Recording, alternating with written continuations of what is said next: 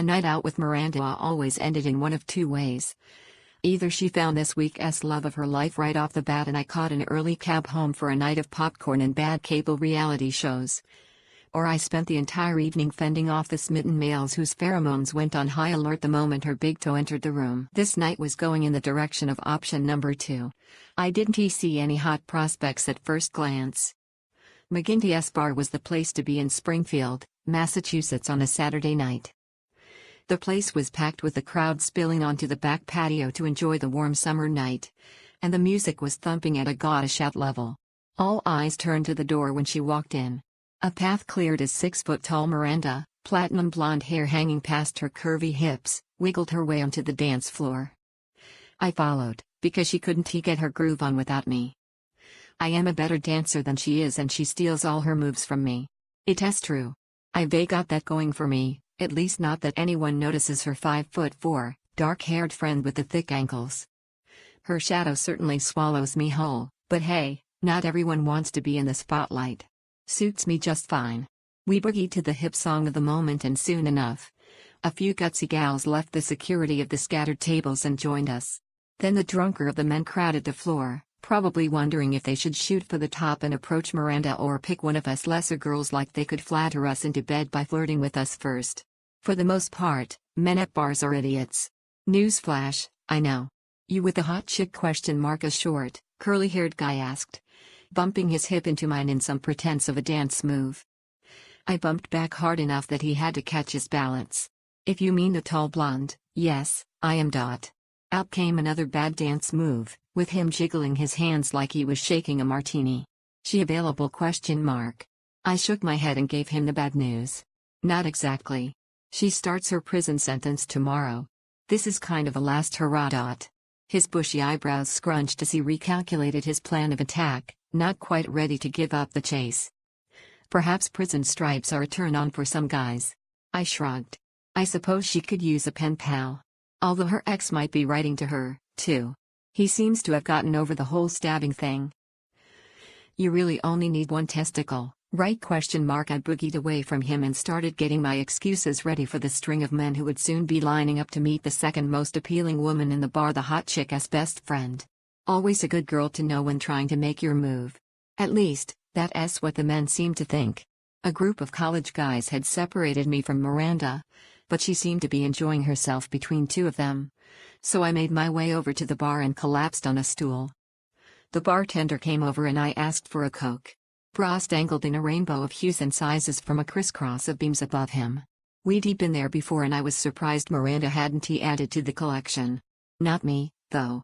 Bras are expensive, and with a good-sized chest myself, I didn't usually go walking around without one. I am classy like that. Not drinking tonight ? The bartender asked. I need to keep my wits about me. I grinned at him. He was cute, with wavy brown hair tucked behind his ears and bright blue eyes. Then he smiled, revealing dimples I could take a bath in. That earned him an immediate upgrade to hot. I wished I were wearing something nicer than a black miniskirt and a tank top. He nodded in Miranda's direction. You with the blonde? Does she want a drink ? I sighed. She's man nip even on the other side of the room. Alcohol doesn't mix well with her medication.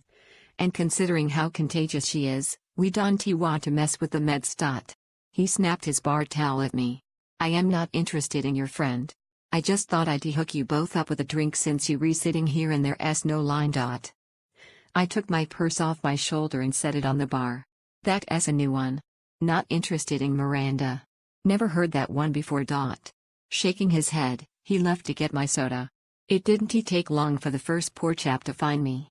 He was skinny and tall with shaggy blonde hair covering his eyes. Hey, that girl you with ? He shoved his hands in his pockets as I admired his highlights. I cocked my head as if confused. Which girl ? He pointed to Miranda's golden head sticking up above the crowd. That one. The blonde. What's her deal? She single ? I crossed my legs and looped my hands around my knee. I guess you could say she's single. But her court-ordered therapist has forbidden her from dating men for a while. Otherwise, it's back to county lockup. I shrugged. But you never know, she might bend the rules. Just don't give her your real name. It's really hard to change your identity if things don't work out. Thanks. He scratched his head and walked to the opposite end of the bar, stealing a glance over his shoulder at Miranda. I am disappointed. I jumped, surprised to find the bartender leaning towards me with my drink. I was so busted, but I could play innocent just as well as I could lie. I widened my eyes. Disappointed? In the weather? Your stock portfolio? He slid my glass to me. His excuse was much more clever than mine. My eyes narrowed. Maybe if I knew you'd be eavesdropping tonight, I would have come up with something better for you. I snagged a few cherries from the fruit tray in front of him and dropped them in my Coke. He gestured to the tray. Do help yourself to the salad bar. That's the plan. I like to be fancy. I bounced my foot to the beat of the music. He bent down, reappeared with a pink drink umbrella, and stuck it in between the ice cubes. There you go. You're the fanciest girl in the bar. I just hope they provide your poor friend with her medication when she's in county lockup. He rubbed his chin in mock concern. Oh, they do. Medical care in prison is much better than the plan I got. I twirled the umbrella between my fingers. I think they even give her double doses. He propped his elbows on the shiny, black bar top. How do you know she wouldn't have wanted to meet that nice young man? He might have lovely eyes under that hair. I stabbed the umbrella back in between the ice cubes. Don't you worry. Miranda finds the ones she's interested in. I keep the rest out of her way. How kind of you. And she wouldn't object to these inspired excuses you're reusing? He ignored the two men standing next to me, waiting for a drink. I reached in my purse, fished out my favorite MAC lip gloss, and applied a coat. She thinks it's hilarious. I tell her all about them at the end of the night and she picks her favorite. We've been friends for a long time. If I didn't love her so much, I'd hate her. I rubbed my lips together, enjoying the cinnamon zing. You two grow up together? He was ruining my fun. Not exactly. He looked at me, waiting for an explanation. That's a long story for another night. He held up his hands. I am here every weekend. I'll jot that down in my planner. Really, I will. But let us just say we both have very good reasons for my being her social director. He frowned at the growing drink line, held up one finger in a just a second gesture, and got the guys their drinks. Then he came back to me. What is your name, guardian of the beautiful Miranda? I laughed. Jane Jameson. He held out his hand. Brady Flynn. Pleased to meet you. I shook his hand and a shiver shot down to my toes. Damn, this guy was cute, and those strong hands were certainly capable of more interesting things than serving beer to clowns at a bar. Unfortunately, contestant number 2 approached before we could finish talking. I sighed dramatically. I should just hold up a sign that says, "She is not available."